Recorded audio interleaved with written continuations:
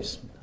이건 막대한 영향을 미쳤기 때문에 우리가 선거 문제에 대해서도 이제 심각하게 고민할 때가 됐다. 선거 문제에 심각하게 고민할 때가 됐다. 이게 무슨 뜻입니까? 막대한 영향을 미쳤답니다. 참 제가 봐도 여론조사 이게 있어요. 대선 과정에서 댓글이 여론조사에 얼마나 영향을 미쳤냐. 3% 나왔습니다. 국민 관심도 없어요. 그런데도 불구하고 이렇게 막대한 영향을 미쳤다. 그 3% 안에 드시는 분인 것 같아요. 더 할 말 없습니다. 뭐 두 분은 더 하실 말. 아니, 네. SNS가 하루에 1억 건 정도, 뭐 예컨대 1억 건 정도까지 나오고요. 트윗만 하면 한 2, 3천만 건이 뭐 날아간다는데 이 5만 건 그것도 하루에 한 게 아니고요. 이걸 다 나누고 실제로 리트윗까지 하면요. 정말 뭐 태평양에 누가 물 한 바가지 던졌다는데 그런 것밖에 안 된다는 사람도 있습니다. 네. 서른 의원도 주목할 만한 발언했습니다. 한번 들어보시죠. 지난 대선 자체가 심각한 부정이었다는 사실을 우리는 새삼스럽게 깨달아야 합니다. 그럼 이 선거 결과가 승복할 수 있는 것이었느냐? 다시 한번 생각해야 합니다. 우리는 지금까지 대통령의 사과로 끝날 문제라고 생각했는데 대통령의 단순한 사과로 끝날 문제가 아니라는 게 이게 작금의 흐름입니다. 저 얘기는 좀 승복하기 어렵다. 저는 그렇게 들리네요. 저는 사람이 살다가 이제 매력을 느끼는 경우가 있잖아요. 굉장히 큰 매력이 반전 매력이거든요. 네. 예상을 뛰어넘는 거. 이 문제에 대해서는 제가 서른 의원이나 문재인 의원이 얌전히 있을 줄 알았어요. 이렇게 무슨 뭐 사기극이다 이런 거 나올 때, 뭐 대선에 개입했다 어쨌다, 뭐 네거티브 나오고 이럴 때. 근데 저렇게 가만히 계실 분들이 가만히 계시는 게 당연한 분들이 지금 막 말씀을 하시는 게 좀 반전 매력이 있으신 분이구나 이런 생각이 저도 드네요. 한마디만 거들면요. 다른 사람은 모르지만 정치 공작의 대가인 서른 의원께서 이런 말씀하시면 안 되죠. 서른 의원 좀 이따 저희들이 자세한 내용 알려드릴 테지만 정말 불법 이 캠페인의 희생자는 딱 한 명 있습니다. 제가 볼 때는 대한민국 역사에. 누굽니까? 이회창 전 총재입니다. 네. 정말 이회창 전 총재가 이 서른 의원의 이 말을 들으면 땅을 칠 겁니다. 서른 의원 2000년 때 어떤 짓을 했습니까? 이회창 후보가 20만 달러 받았다고 허위 기자회견 해가지고 결국은 이 선거 결과에 엄청난 영향을 주고 선거 끝난 뒤에 유죄 판결 받은 분 아닙니까? 이런 분이 자중해야지 어떻게 저런 데 나와서 저런 발언을 정말 저는 이해할 수가 없습니다. 아니, 오늘은 흥분 안 하고 하시겠다 그러더니 지금 또 목소리가 높아지셨어요. 재판부가 이 사건을 흥분했어요. 1심에서 400만 원 나왔는데 2심에서 징역 1년 6월, 집행유예 3년을 선고했습니다. 뿐만이 아닙니다. 이 사건에 대해서는 너무나 할 말이 많은데 이 서른 의원의 그 당시 이 사건만 가지면 10년, 저 앞으로 10년, 올해까지도 정치를 못해요. 근데 불과 몇 년 후에 2007년에 노무현 대통령이 사면을 해줬죠. 예, 그 얘기는 조금 이따 하기로 하고요. 자, 의사당의 신사로 불리는 정세균 전 민주당 대표도 트위터에 이런 글을 남겼습니다. 국가기관이 불법적으로 선거에 개입한 사실이 드러났는데 이것이 부정선거가 아니면 무엇이 부정선거란 말입니까? 옳은 것을 말하는데 대선 불복으로 비춰질까 두려워할 필요 없습니다. 더 큰 소리로 말해야 합니다. 이분은 참 더 큰 소리로 말씀하셔도 돼요. 저는 민주당이 정말 너무 그 이중잣대를 갖고 있는 게 뭐냐면요. 최동욱 총장의 의혹만 가지고 왜 찍어내기 하느냐라고 얘기했잖아요. 근데 그 의혹을 밝히려도 못 밝히는 사람은 당사자거든요. 이거는 지금 재판이 시작도 안 된 거 가지고 이렇게 마치 이게 사실이냐 이걸로 호도를 하고 있잖아요. 이게 여론 호도를 안 좋게 하는 이 민주당은 이 버릇을 고쳐야 된다는 생각이 듭니다. 팩트를 가지고 얘기를 해야죠. 재판을 지켜봐야죠. 정세균 전 대표는 온화하게 말씀하시는 분 아니었나요? 뭐 예전에는 그랬다는데요. 지난 18대 때 민주당 대표를 하시면서 좀 강성으로 변한 것 같습니다. 네. 자, 그 밖에도 뭐 천정배 전 법무부 장관이 어제입니다. 라디오 인터뷰에서 관건 부정선거가 아니었다면 박근혜 대통령이 당선되지 못했을 것이다.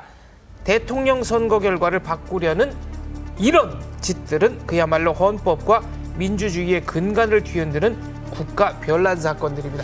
국가 변란까지 갔습니다. 표현이. 야, 정말 대단합니다. 댓글을 다시 한번 읽어드릴게요. 네. 위성이 분명하다면 나로와 다를 게 없다. 이것도 선거법에 저촉된다고 검찰이 판단했습니다. 우리 나로를 갖다가 북한 그 미사일, 장거리 미사일과 비교한 부분을 갖고 선거법에 위반됐다고 했는데 그 당시에 미사일을 쏘니까 진보 제야단체, 자칭 진보 제야단체 몰았습니까? 그것을 마치 북한의 핵기술의 성공인 양 떠들었지 않습니까? 그건 왜 선거법에 저촉되지 않습니까? 참 이거는 재판 결과를 보고 난 뒤에 얘기해도 늦지 않을 부분을 가지고 이렇게 대선 불복으로 가는 민주당에게 저는 정말 실망스럽고 안타까운 마음이 듭니다.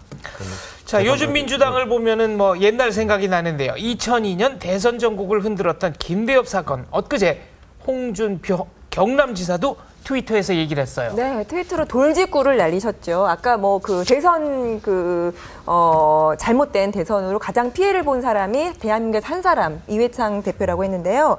2002년 대선 때 지금 CG가 나오고 있나요? 친노와 경찰이 김대엽을 내세워 병프 공작으로 대선을 치루어서 50여만 표 박빙 승부를 했어도 우린 대선 불복종 운동을 하지 않았다. 국정원 댓글이 110만 표의 압도적 차이에 얼마나 영향을 주었다고 대선 불복종 운동을 하는지 안타깝다. 진짜 그때는 표차가 네. 50만 표밖에 안 됐잖아요. 그렇습니다. 네. 그렇게 네거티브 거짓 선동을 하고도 50만 표밖에 안 됐는데요. 이회창 그 전 대표는 아들들을 정말 그 언론들 앞에 세워서 몸무게를 제거하는 이런 진짜 너무 슬픈 일까지도 겪었습니다. 이미 뭐 그렇게 증명을 했지만 12% 정도의 지지율이 하락했죠. 이게 큰 실패의 원인이 됐습니다. 자, 그렇다면 시간을 돌려서 2002년 대선으로 가보겠습니다. 김대엽 병풍 사건 기억하시는 분들 많을 겁니다. 먼저 간단하게 사건을 한번 정리해 볼까요? 자, 2002년 5월에 대선을 앞두고 김대엽 씨 당시 군 수사관이 이회창 후보 아들의 병역 비리 의혹을 제기했고 이를 인터넷 매체가 보도하면서 시작이 됐었죠. 예, 그렇습니다. 1997년 대선 직전에 이회창 후보의 장남 정현 씨의 불법 병역 면제 사실을 은폐하기 위해서 이회창 후보 측근들이 대책회의를 했다. 그리고 국군병원에 남아있던 병역 한정 부표를 폐기하고 병적 기록부 원본도 변조했다는 얘기를 들었다고 김길부 전 병무청장으로부터 이런 전원이 있었다. 그래서 이제 파문이 확산됐던 거죠. 이걸 당시에 이제 김대엽 씨가 녹음을 했고 그것을 폭로하겠다고 했는데 그 녹음 파일마저도 조작됐다라는 것이 판단이었습니다. 이 사건은 당시에 KBS와 인터넷 매체가 집중적으로 보도했는데 예를 들어서 KBS 같은 경우는 95일 동안 거의 하루에 한 건, 특히나 8월 한 달에는 하루에 2-3건씩 집중적으로 한 70건을 보도해서 국민 여론을 바꾸는데 기여했고요. 뿐만 아니라 이 때문에 여론조사에서 이회창 후보가 15% 하락이라는 아주 치명타를 입은 그런 사건입니다. 그때 김대엽 씨가 유죄 판결을 받았던가요? 네, 선거 그렇습니다. 끝나고죠? 끝나고요. 새누리당은 50여만 표 차이로 졌고요. 노무현 대통령이 당선이 됐습니다. 대선 후에 이 검찰 수사 결과 김대엽은 공무원 자격 사칭죄로 징역 1년 10개월을 선고받았습니다. 근데 저는 황당해요. 이렇게 큰 사기를 쳤는데도 대한민국 역사를 바꿨는데도 이 정도밖에 살질 않았고요. 또 그나마 1년 9개월 만에 가석방 됐습니다. 예, 김대엽을 무고와 명예훼손 혐의로 구속 기소한 당시 서울지검 형사 1부장이었던 한상대 전 검찰총장은요. 노무현 정권에 출범한 2003년 3월에 정기 인사에서 한직으로 대전고검 검사로 좌천되기도 했습니다. 그랬다가 이제 이명박 정부 때 네, 검찰총장이 다시 됐고 올라왔죠. 예. 이른바 최동욱 검란 때 네. 이제 물러나신 건데 네. 김대엽 근데 사건. 그 정도가 아니고요. 지금 저 김대엽 씨는 사기 전과가 있는 사람인데 이런 사람의 믿기 힘든 이 기자회견을 민주당이 뒤에서 심정적으로 지원했다는 의혹이 짙고요.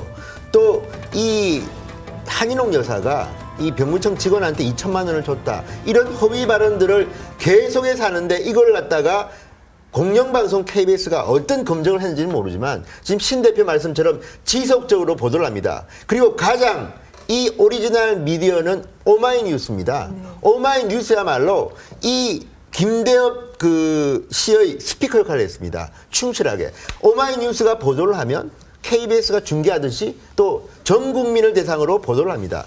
이것이 지속되면서 그 이회창 당시 후보는 엄청난 타격을 받습니다. 그런데 다 선거가 끝난 뒤에 판결이 나오면 뭐합니까? 맞아요. 그때 생각하면요, 뭐 여러분들이 이제 진술들이 나올 텐데요. 이 김대엽 씨 사건은 정말 시대의 부정선거 사건인데 지금 이 선거를 저지른 당사자의 한 축인 민주당이 이런 발언하는 데 대해서 아까 홍준표 지사의 저 트윗은 정말 명쾌한 결론을 내리는 것 같습니다. 김대엽 어떤 인물입니까, 신 대표?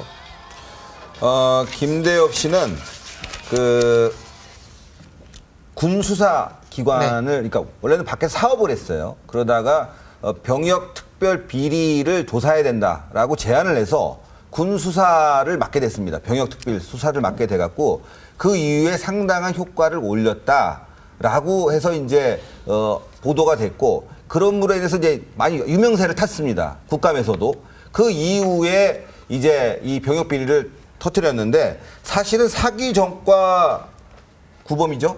6범. 예. 사기 전과가 상당히 있고 당시에도 상당히 못 믿을 이야기들을 많이 했습니다. 그래서 새누리당에서는 사기 전과가 있는 사람에게 이러한 말을 믿고 어떻게 이 부분을 선거에 개입시키려고 하느냐라는 비판이 굉장히 거셌죠. 기록에 보니까 1997년에 청와대 간부를 사칭해서 병역 면제를 미끼로 9,500만 원을 받았다가 예. 구속된 적도 있네요.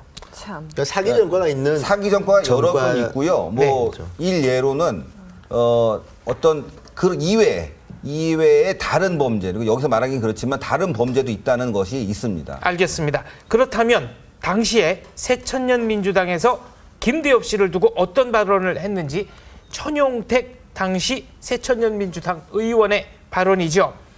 김대엽 씨의 진술이 육하 원칙에 충실해서 신뢰가 간다. 천영택 의원은요, 당시에 이 김대엽 씨를 자신의 조사특보로 임명했다는 말도 했습니다. 네. 의원이라는 얘기는 누가 한 겁니까? 박양수 의원. 박영수 의원이 한 건가요?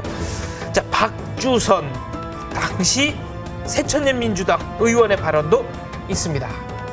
이 박주선 의원은 지금은 무소속 의원이죠. 그렇죠. 네, 당시에 용기 있는 시민의 주장에 대해 한나라당이 거당적으로 나서 그를 전과자로 매도하는 등 최후의 발악을 하고 있다.